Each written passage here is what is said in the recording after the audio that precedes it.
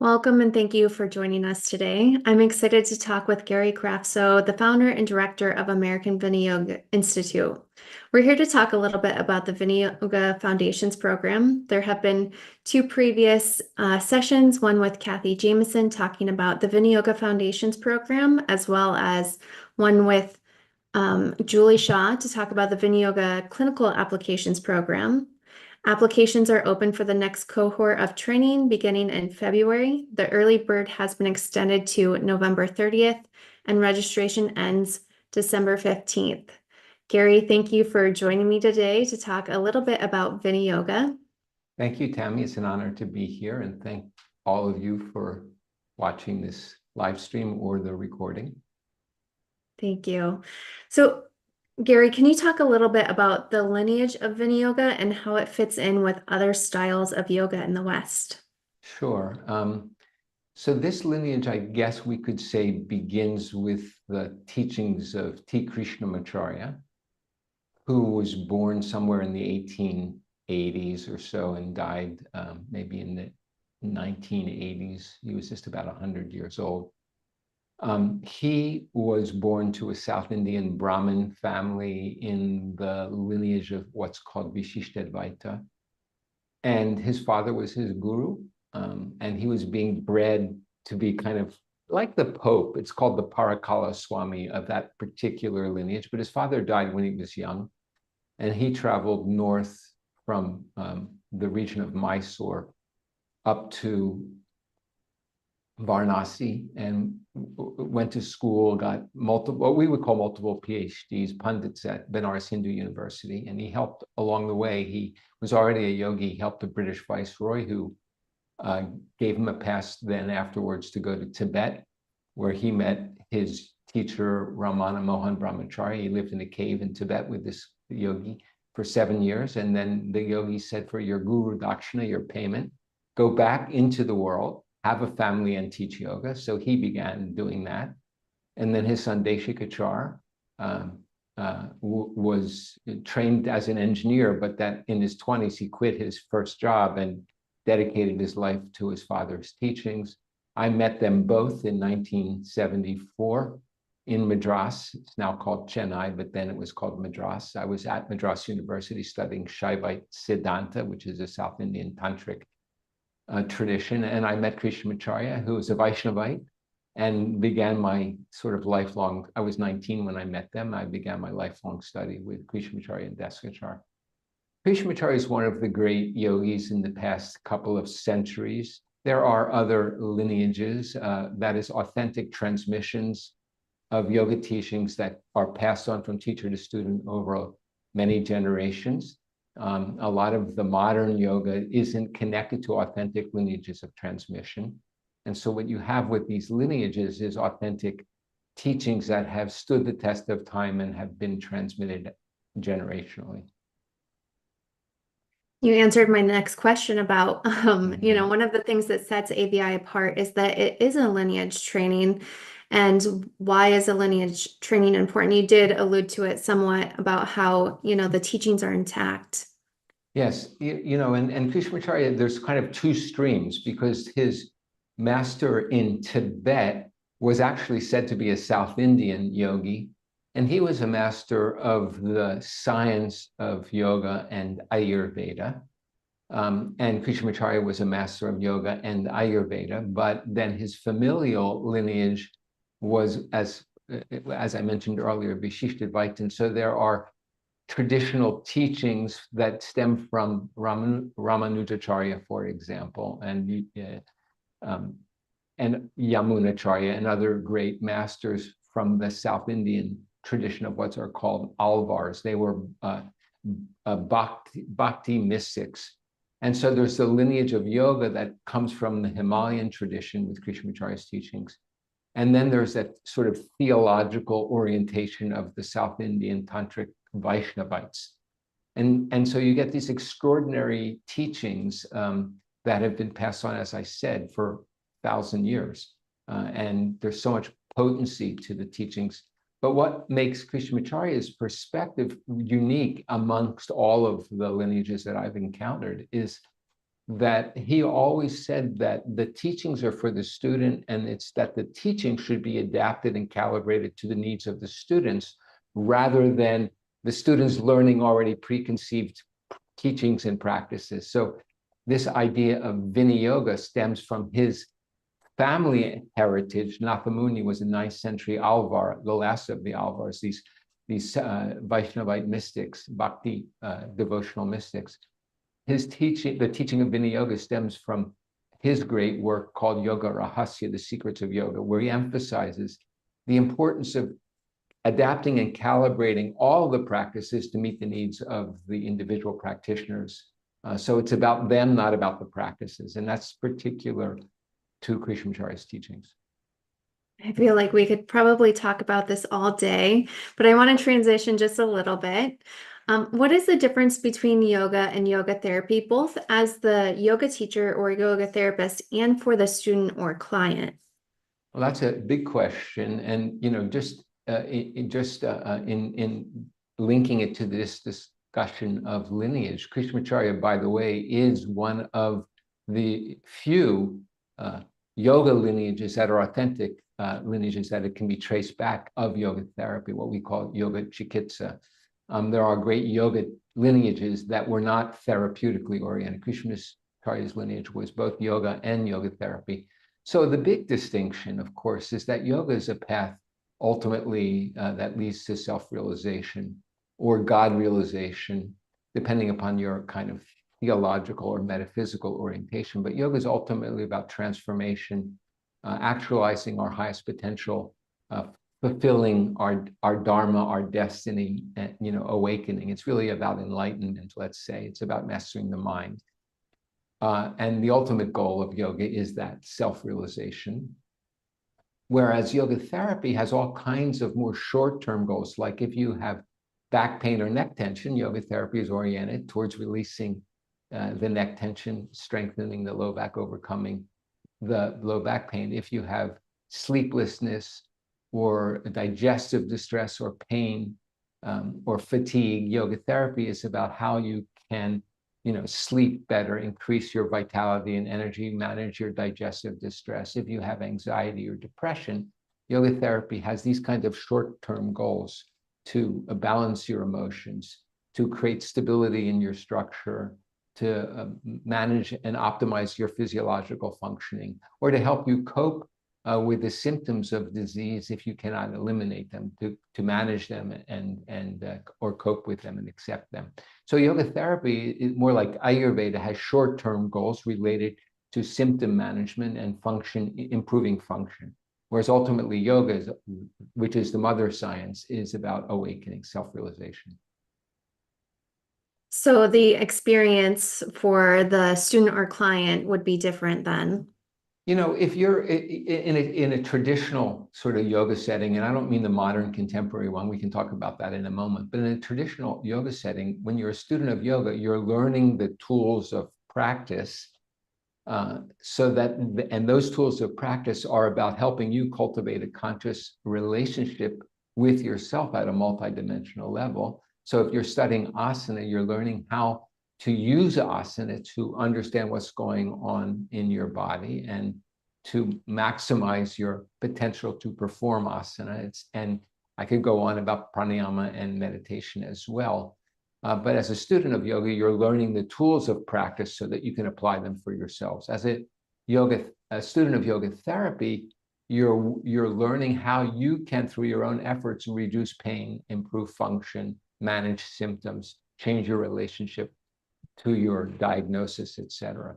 So the orientation in yoga is learning the tools of yoga and how to practice them. The orientation of yoga therapy is figuring out how you can manage your symptoms and improve your function.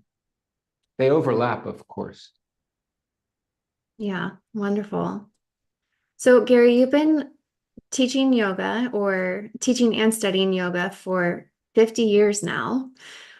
Yeah, this September, by the way, this September marks 50 years. I met my teacher, Krishnamacharya and Desakshar, I think it was like September 7th or 9th in 1974. So the 50-year mark was this past September. So yes, that's been my focus of my life since then. Sorry for interrupting. It's okay. Congratulations for Thank such you. a, a big achievement. What do you believe are the most critical skills and qualities that a yoga teacher should learn during their training? Well, first of all, that the practices are not about the practices, they're about the students. And that what their job is to be able to see the students, observe what's going on with them, and understand the science of adapting the tools of practice so that you can meet the needs of your students. It's important that you know that it's not about you or the teachings, it's about the student.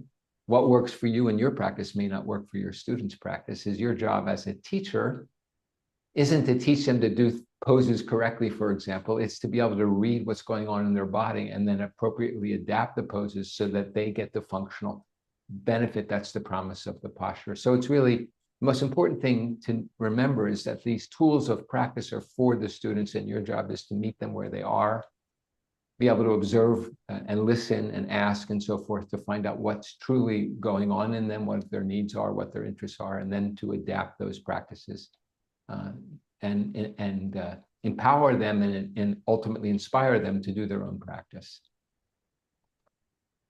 How important is personal practice? Well, that's the whole thing. My teacher used to always say, you can't give what you don't have. And that means unless you're practicing, you can have a theoretical understanding, but until you really begin to apply the tools yourself as a practitioner, you can't really understand what the promise of these tools are, their power and their effectiveness. But once you have begun and engage in an ongoing personal practice, the level of understanding that you have deepens. And then when you're teaching, you're not teaching from your mind, but you're teaching from the depth of your study and your practice. We were always taught, honor the teachings you've received, respect your own personal practice, and then meet the students where they are. And so personal practice is a key element to effective teaching. Absolutely. So in just a moment, I'll open it up to questions. If anybody has any, you can put it in the chat or raise your hand and unmute if you're willing. But first, Gary, again, thank you for being here and taking this time to talk to us about Viniyoga. And I just wanted to kind of leave it open for a moment if you had anything that you wanted to add. Yeah, I actually thank you, Tammy, very much. And again, once again, thank you all for being here and listening. I do want to say, you asked me a question about lineages and about differentiating Viniyoga from other lineages. I think there are several things worth saying. And I think the first one is that in the West, in general, there's been a reductionism of yoga to asana practice on the one hand, or there are lineages that are having a much more Hindu flavor. And so there are devotional practices and chanting. One of the things that's special about Krishnamacharya's teaching is he teaches the depth and breadth of the yoga science, which evolved to address the multidimensionality of the human system. So asana is a part of yoga, but pranayama is arguably more important for most of us after a certain age anyway. And then meditation even may be arguably more important, and chanting. And then these inner practices that you could call, that evolved in what we could call the tradition of tantric yoga. So asana and pranayama and chanting and meditation and these inner tantric-like practices are part of our training. When we train yoga teachers, a lot of the yoga teacher training programs in the West are really asana-based. We give a lot of time to asana, but also pranayama and chanting and meditation and these tantric inner practices. So I think it's important when we look at this tradition and our tradition, Viniyoga in particular, not only do we adapt practices to meet the needs of the individual, but we cover the breadth of the different practices. It's not just focused on asana. It's really the whole thing. And then what the doorway in for any individual may vary. But ultimately, we're teaching the whole being. And so we're drawing on all of the different tools of practice. As a recent graduate from both the programs, I have to say that that's one thing that drew me to Viniyoga was the fact that it's not just asana based, it is the full breadth, the depth and the breadth of yoga, and to be able to share more than just one form of practice with other people and to address, the individualized needs of, each person is just a wonderful gift. Yeah, thank you. And the ability to, it's a science, so the ability to really understand not only how to see what's going on an individual, but then how to pick the right tools of practice and adapt them, and then teach them to apply them in their own practice. So it's a real science. There's a lot of knowledge, especially when we move into yoga therapy, of course. That's could be a whole other discussion. So, but the foundation program is what gives you all the tools for practice, A, and B, the tools that are then applied clinically in a therapeutic context. Yes, wonderful. Rohit, did you have a question that you wanted to unmute for? Yeah, I have a question. Go ahead. Yeah, good morning, Gary. Good morning, sir. Or And evening, wherever you are. I don't know where you might be. sorry. I said, or good evening, depending upon where you are. Okay, yeah, it's night here. I'm from India Yeah. actually. Mm. And congratulations to you that you have completed your 49 years in yogic practice and you are going to enter 50 years right now. It's amazing. I found only few people that who have crossed this landmark and you are one of them. So really, congratulations for that. Thank you, sir. Yeah, actually, my question is that what kind of policy you use in your method in yogic therapy sessions? Like which method do you use? Like there are some method which is based on anger props, and what kind of method do you use? And what are the advantages of that? Yeah, so that's an interesting question, sir. And of course, when we just like there has, I'm going to make a broad answer first, and then get more specific if that's okay with you. Just Mhm. like there's been a reductionism of yoga to asana practice in certain circles, of course, not everywhere. There's also been a reductionism of yoga therapy to structural aspects of yoga therapy. So if you talk about Iyengar and props, that's Yeah, that's in relation to the structural needs of the body. In regards to the structural aspects of yoga therapy, Krishnamacharya really evolved the science of adaptation. So yeah, we do use props where necessary, but there's a lot more orientation towards adapting the forms of the posture so that you can access the areas of the body where there are challenges. So okay, form adaptation. And then if we're working with sort of energy, with fatigue or with anxiety and therefore lack of, stress and sleeplessness, we'll adapt the breathing within the asana. So the same asana is done with different kind of breathing to manage the energy. We call it Brahmana, Langana, Samana. And then in relation to structural aspects of yoga therapy, a big emphasis on adapting the forms of the posture so that it's not about the postures, but it's about accessing the areas of the body that need work in order to create more strength, improve circulation, to help support healing of tissue damage, or to stabilize hypermobile joints, etc. Form adaptation is the primary tool, props when needed, of course. And I hope I'm answering your question. yeah. Hmm. So, you are basically uh, emphasize the posture correction, like dysfunction to function on the posture method. So that is the basic concept of your therapy method, is Yeah, it? we would say form follows function.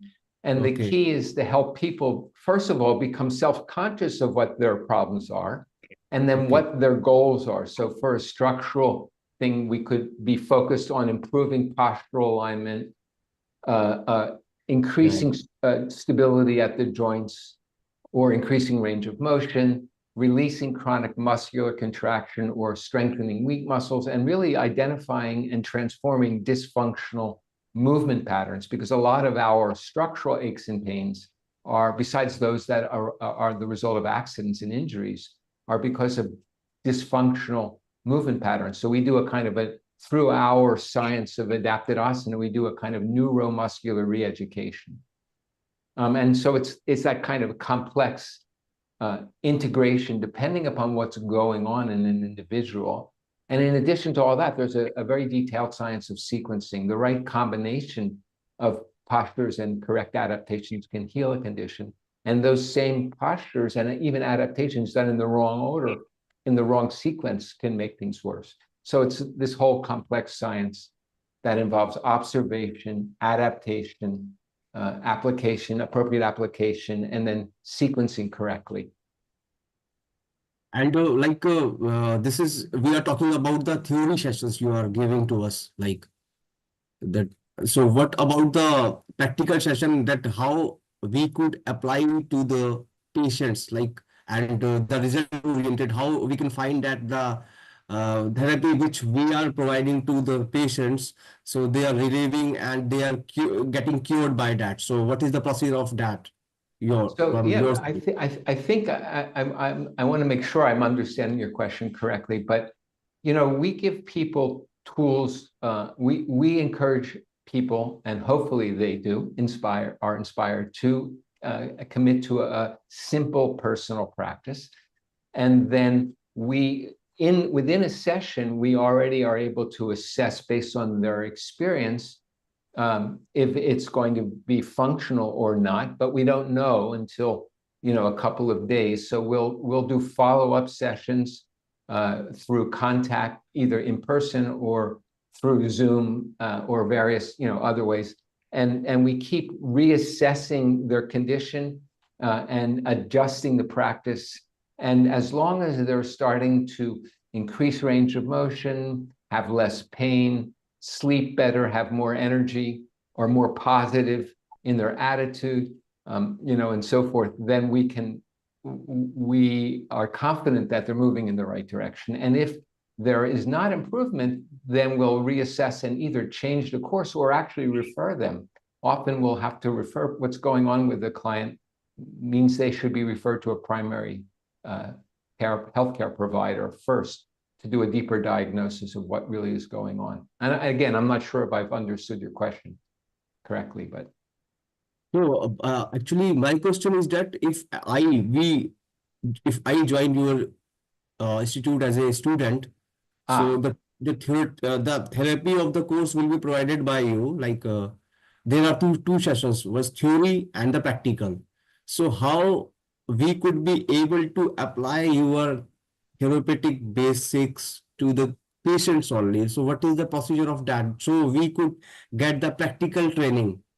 Yeah. Okay. So so let me make sure I've understood. One is somebody comes to our institute as patients to manage their own condition. The other is they come to be trained to do the work of as a yoga therapist. I think your question is about coming to do the work as a yoga therapist, being trained to do a yoga therapy. Is that correct? Yeah. So we have, and this program has evolved. I graduated my first group in 1986. So we've been doing this for many decades, and we've refined the process. So there's a lot of educational materials. And then in the process, we have case studies, and we train the clients to work with each other, and then we assess them and we critique them. So it's a hands-on training to be a clinician. There's teachings about that clinical process, relationship skills with you and a client, and then we have hands-on experience working with each other. So we train you to be a clinician. Okay, and what are the job prospects like if someone is completed the course from your side, your institute? So what are the job opportunities available for him or her in the market? That's a wonderful question. You have great questions, sir. It kind of depends upon where someone is located. I have students from different countries, of course, who attend these programs. I am from India, yes. As I I'm am from sorry? India.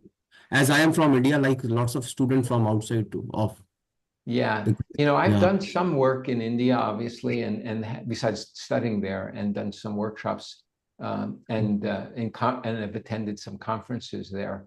Okay. It's hard for me to answer your question in India. I know that in our lineage, there was the Mandiram was a therapy clinic recognized by the Ministry of Health, and so there were lots of students coming. In the United States, that we have graduates who are teaching in hospitals, working in healthcare facilities, not hospitals, but like practices where there's a medical doctor, a chiropractor, an acupuncturist, a yoga therapist in it. Individuals, graduates have private practices. There's all kinds of opportunities if you're creative. It's not, though, like it is if you're studying a licensed profession. Yeah. Like in the United States, you can get a medical license, a naturopathic license, even an acupuncture license. There is no yoga therapist license.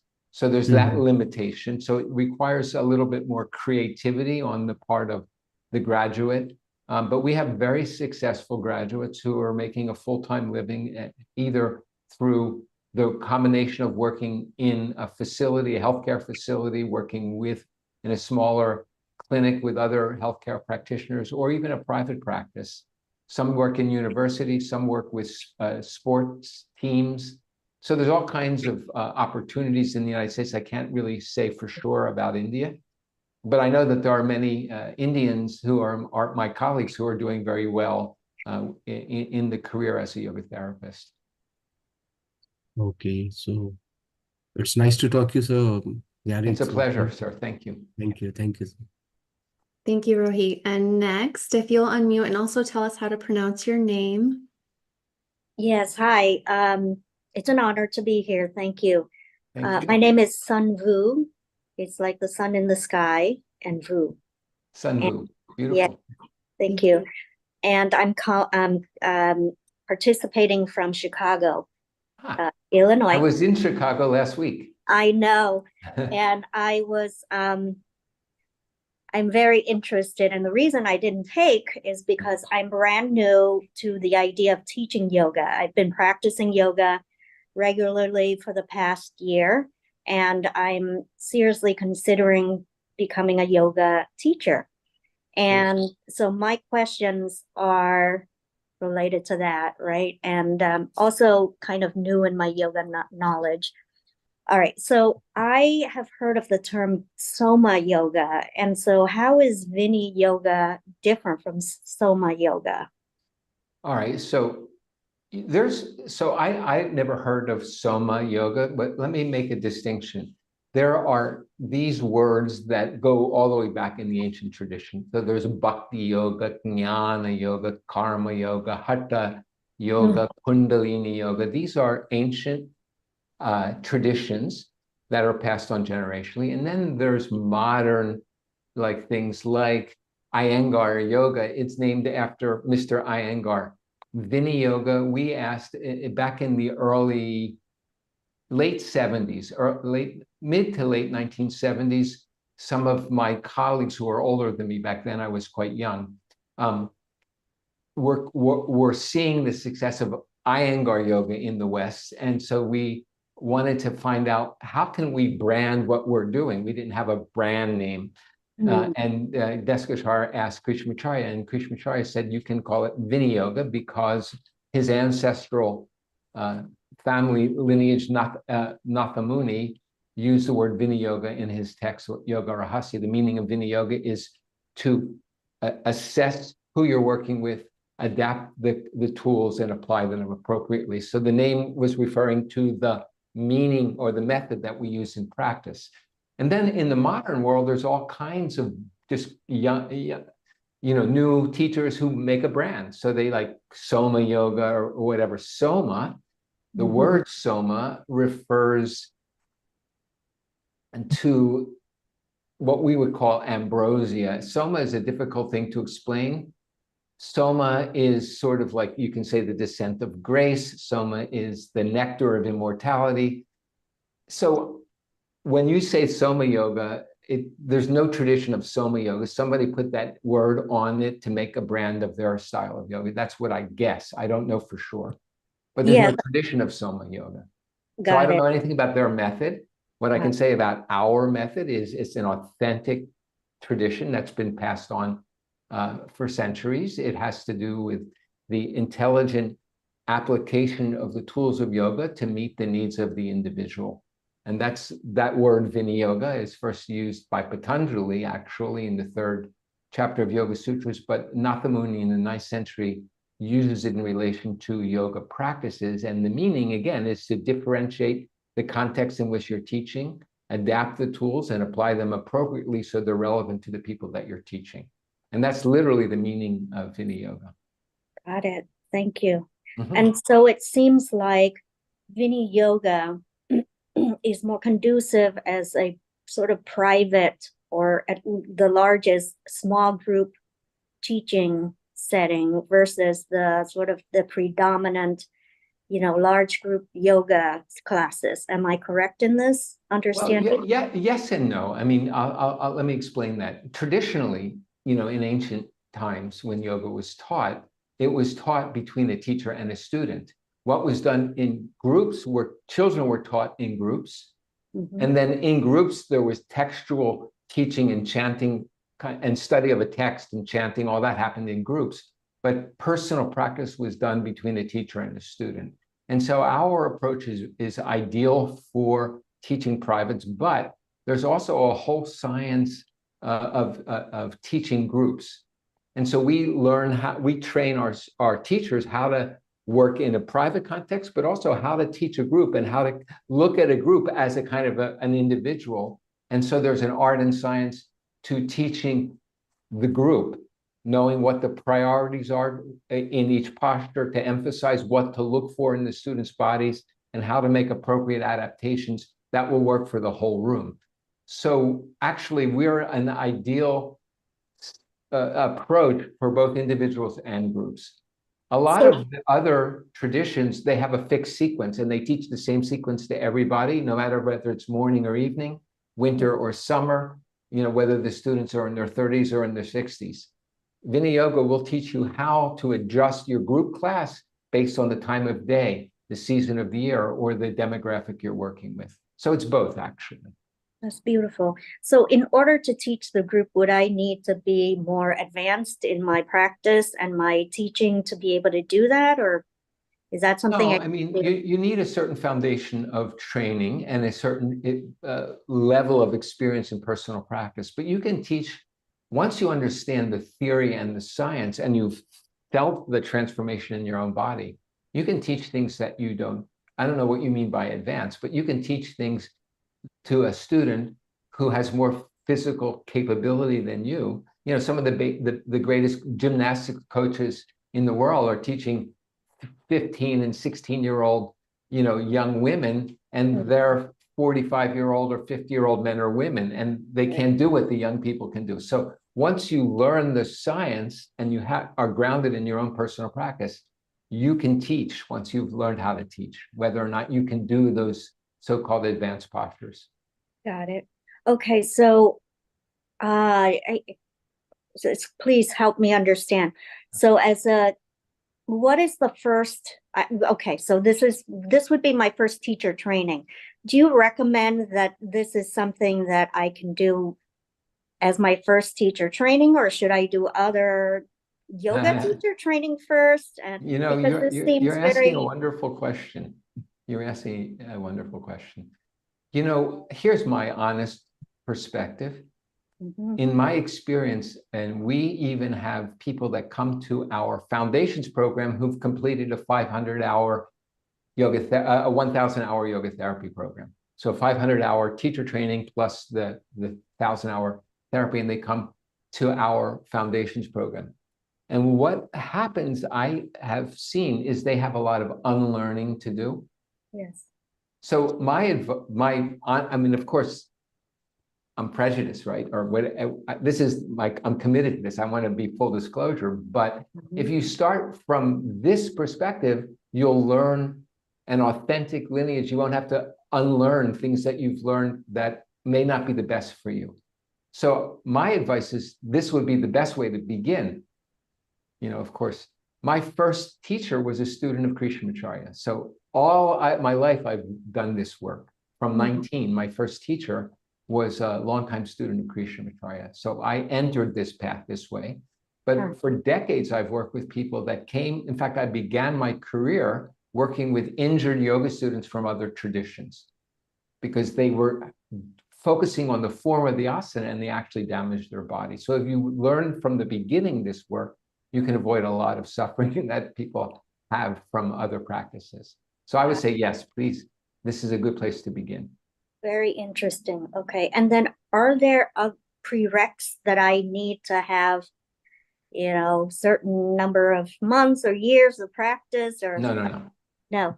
Okay. That's the other question I have is, is the training in person, online only, hybrid, and how does that? Okay. It used to be in person only, and before the pandemic, and I have to confess, I was a little resistant. How can I do this?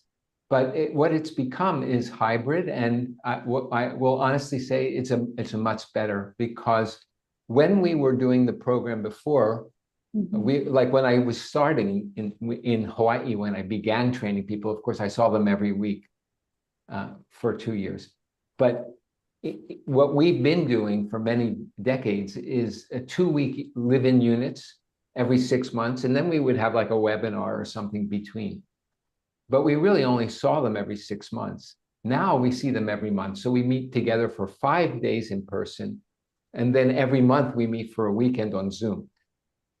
So it's hybrid, and it's turned out, I'm impressed with it's better this way, actually. I wouldn't go back to pre-pandemic, because then we're with the students every month, and we have at least two meetings in person. They're like 7 days long, 1 week long, 2 1-week meetings in person, and then we see them every month for weekends and so forth.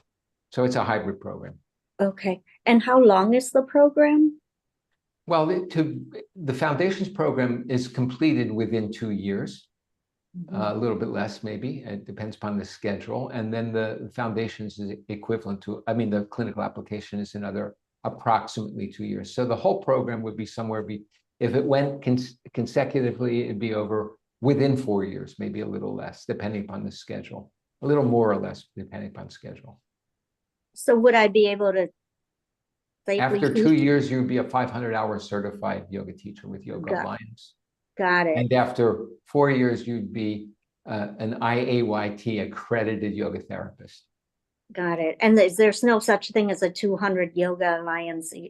We have, yes, we offer a 200, a 300, and a 500. If you do the 200, you'll be with us for a year.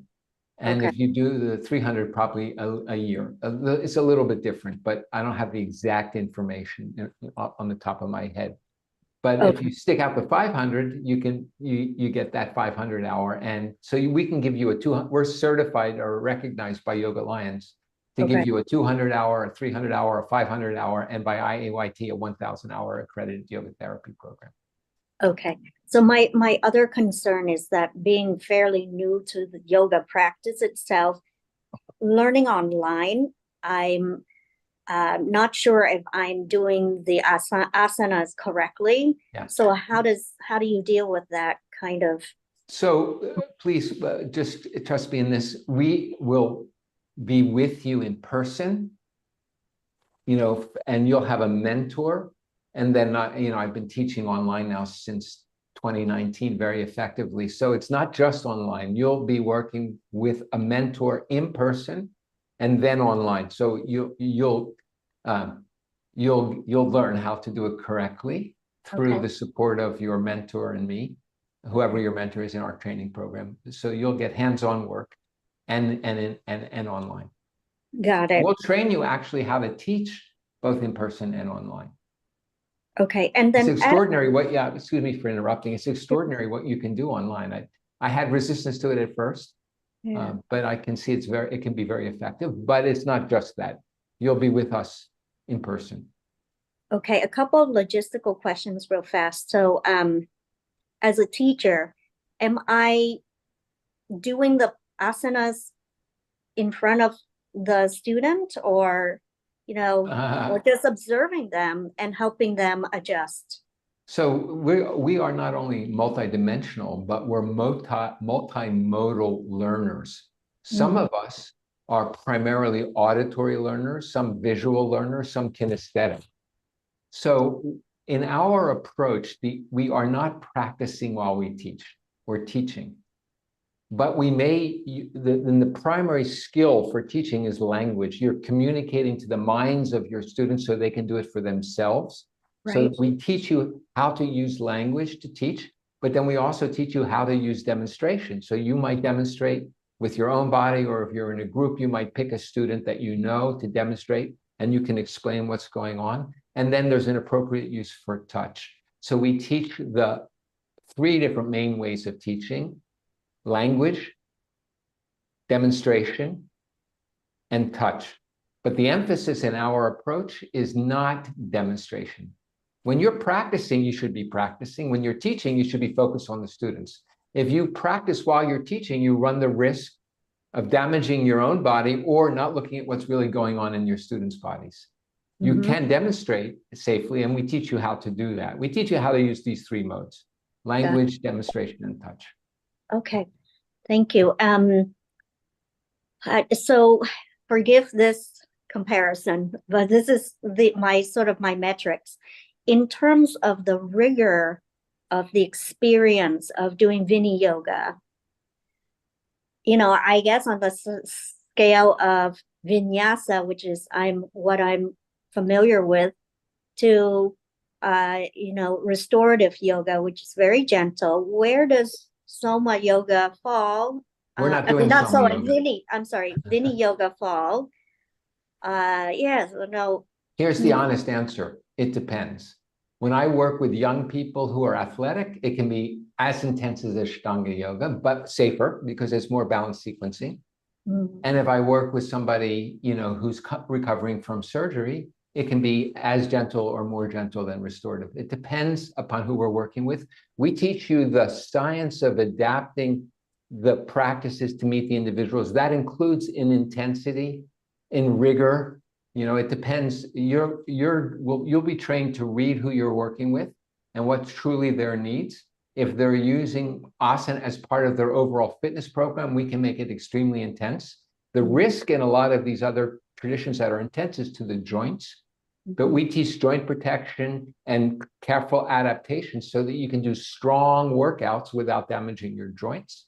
And then if you're working with somebody that has very low energy, that's recovering from an illness or from a surgery, we can make it very, very gentle and restorative. Thank you. Last question, because I know there are other people needing to ask. The in-person training or meetups, where are they? They are currently, and they have been for some decades, in Austin, Texas, because it's in a central location. It's in a beautiful retreat center that's been there for 40 years called the Ancient Yoga Center. It's about 20 minutes south of the Austin airport, so it's accessible from people all over the country. It's a major airport. It's not too far from the airport. So that's currently where we have them, at the Ancient Yoga Center in Austin, Texas. All right. And I have young children, so I kind of need to plan my schedule. At what time of the year do the meetups happen? I should refer you, Tammy will refer you to Robin, who sets our calendar, because it's probably published. It's probably published. And we have, in the decades gone by, we've had a lot of kids at our program. We haven't recently, but we're very family friendly and very understand the important. Your fundamental dharma with kids is you're a mother, a parent, and so we will support you in that. And but the schedule is the schedule, and Robin, her name is Robin. Tammy will connect you to Robin. She has all that information, all that. Thank you. Yes, thank you so much. It's a pleasure. Thank you. And thank you, Ursa. You're next. Thank you for your patience, Ursa. Yes. I like your 4-legged there. Sweet. Yes, my cat. Gary, so my questions, I am currently doing a 300-hour Viniyoga with Mary Hilliker, who trained for you. Yeah. But I didn't do my 200-hour in Viniyoga, so I kind of feel I have some like a little weakness in the asana area. So I'm even considering doing the whole, 4-year program. But a couple questions that I have. So the first is just around trauma in two aspects. One is like trauma sensitivity as a teacher, training us in that. And then also as a therapist, like working with people who have had trauma. Like, are those two aspects addressed? Yes, so it's an important question. So our program, an important part of our training program includes a fairly thorough, I say fairly because it's limited time, study of the first 2 chapters of Yoga Sutra, which are fundamentally about the nature of the mind. Mhm. And it helps us orient correctly what we're doing when we are yoga teachers. And we need to be sensitive to and attuned to the people that we're working with. And there is so much trauma in human life in general, and then of course there's very specific kinds of more intense traumas. So you're trained in sensitivity, how to attune to the student, and not only adapt the practices to support them that are appropriate for them, but to adapt the style of teaching, the way we use language, the way where we stand, all of that. So there is training in, not specific trauma training in the teacher training, but there's training in sensitivity and reading students correctly and using an appropriate, not only appropriate tools of practice, but an appropriate style of teaching and communicating.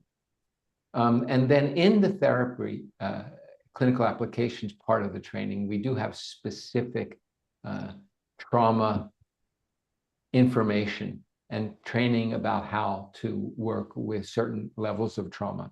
It's not like a graduate program, in trauma. I've done a lot of work, and we have a lot of people who are graduates who, for example, have had trauma and TBI, traumatic brain injury, who've been retired from being being in the armed services and so forth. So we do have a component of our training that's special, that goes into specialty of working with trauma. I don't want to call them trauma victims, but individuals who have experienced trauma. But again, it's not an advanced graduate program, although we do help people move into more advanced work in areas of specialty that they're interested in. And we have a team of people that are competent to help you go there. But it's not just a trauma-based therapy program. We address it I hope I'm answering your question. Yeah, I think so. The other aspect then, or my other question is just around, like building a business, as a yoga teacher, and then You have Mary as a good example. Yeah. But is that specifically covered in the trainings? We have a component in our foundations program on the business of being a yoga teacher. And of course, as I mentioned to Rohit earlier, the main focus is in relation to the United States, because myself, and although I've taught in Europe and in Asia, my work is in the United States. Although I think some of the things that we teach are translatable in any culture or society. So we have that in the foundations program, and then we have a section in the clinical applications program on the business of yoga therapy. We had a beautiful, by the way, webinar with 3 very successful yoga therapy graduates. One was Mary, and one was a woman who started yoga and 12-step internationally. She's a graduate of our program, and Nikki Myers, and one was Olga, who is the one that started Sequence Whiz. And they're all 3 of them are very different, and they're all 3 very successful in their career as yoga therapists. So we try to support the graduates. We have a program. It's part of the program how to kind of build a therapy business. And we bring in our graduates who are very successful to give some guidance and pointers. Mhm. Okay, thank you. Thank you. Gary, as part of the beginning 200-hour program, how often will I get to see you? Well, you'll see me in person for a week, probably twice. And then I don't participate in every weekend, every month, because a lot of them are more small groups with your own, like we divide the group into smaller groups and that work with an individual mentor. But I come in once or twice. So you'll get to see me probably in a year in person for 2 weeks and online for maybe 4 weekends, something like that. Okay, great. Gary is the teacher. Sorry for interrupting. Gary is the main teacher. The mentors do review and that kind of thing, but he's the one that you'll be learning from through all of the content. Wonderful, thank you. And what kind of support or network do you provide for your graduates / alumni? Tammy, can you answer that? So we do have a directory that you can register your information in so that you can be found, as well as many of us connect with our colleagues throughout. So there's opportunity for you to stay connected to your Sangha beyond just that, as well as staying in touch with your mentors. I find that Viniyoga is very supportive. Gary always says that you can reach out if you have a question. You're working with a client and you're not sure what to do. You can always reach out to him as well as the mentors.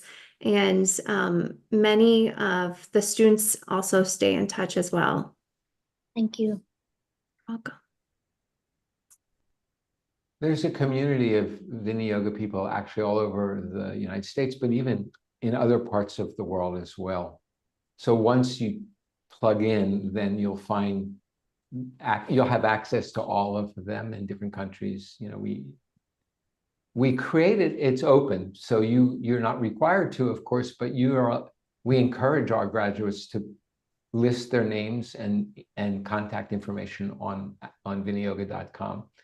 And many people from all over the world have told me that they've been contacted through the website and they have new students and so forth. So there's a network out there. And Gary, you are the luckiest person because you have studied your practices with the great teachers. So you are, very lucky I as feel grateful. Thank you. Thank you. Yeah. And besides Rohit, what's interesting, besides all of this asana and pranayama, we're taught mantra japa and devata yoga, Yeah. chakra sadhana. So there are these inner practices that are so powerful. I feel really blessed to have received these teachings. This Really. lineage. Thank you, Susan. Thank you, everyone, for being here with us. Thank you for the amazing questions. As a reminder, the recording will be up on YouTube, as well as the other two that we've done with Kathy Jameson, the coordinator for the Viniyoga Foundations Program, and Julie Shaw, the coordinator for the Viniyoga Clinical Applications Program. Thank you, Gary, for joining us today. Thank you, Tammy. You're welcome. And that's it. So thank you, everyone. And if you have any questions, feel free to reach out. You can schedule a call with me, the student advisor, as well as get your questions answered. So thank you. Thank Thanks, you so everybody. much. All the best. Thank you. Bye-bye.